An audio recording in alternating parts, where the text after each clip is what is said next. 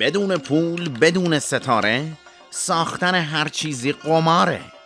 محسن یه شب خواب دید، یه تیکه رویا از هویت. گفت باید یه کاری کرد، نه واسه مدرک، واسه قیمت. با شهاب جورید نویسنده ها رو، از بلوتوس تا شکسپیر. آخر شب 12 و 500 مید به جای مکبث و شاهلیر. هیچکی همراه نشد، گفتن سخته، کرج دوره، ولش کنیم. ما موندیم و شاگردا پر امید گفتیم کارو میچرخونیم. 2 سال فقط تمرین کردیم با ساز و شور و تار و دف. یه کار جوندار ساختیم. استاد گفت این یعنی شرف.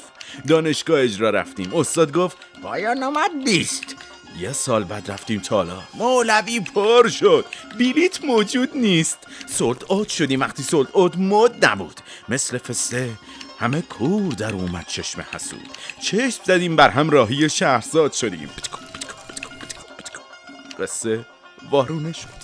وعده و وعید کل گروه دست از با دراستر راهی خونه شد. 7 سال گذشت اما شب 12 صبح نشد.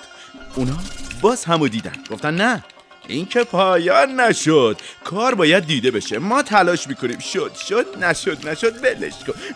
نه شد نشد. یکی اومد تهیه کنشه، وسط را بی خبر پرید. اون یکی موند اما با سرعت کم میخزید. ببخشید دماغ قرمزا یعنی چی؟ یعنی جنون، عقل با سرعت کافی. هر کی بلد نباشه اینو میره تو آفساید، تو دل باقالی. هستی و نیلو رفتن، الناز و الهام رسیدن، پر کردن اون جای سخت و نقش و نفس کشیدن. برنا که عاشق کار بود، شرایطش نساخت با همون، رفت یادش هست وسط خنده هامون. خلاصه که جای همتون خالیه بچه ها. ما از اول شهریور شب 12 میریم اجرا تو عمارت هما. یاد تک تکتون مونده پیش ما.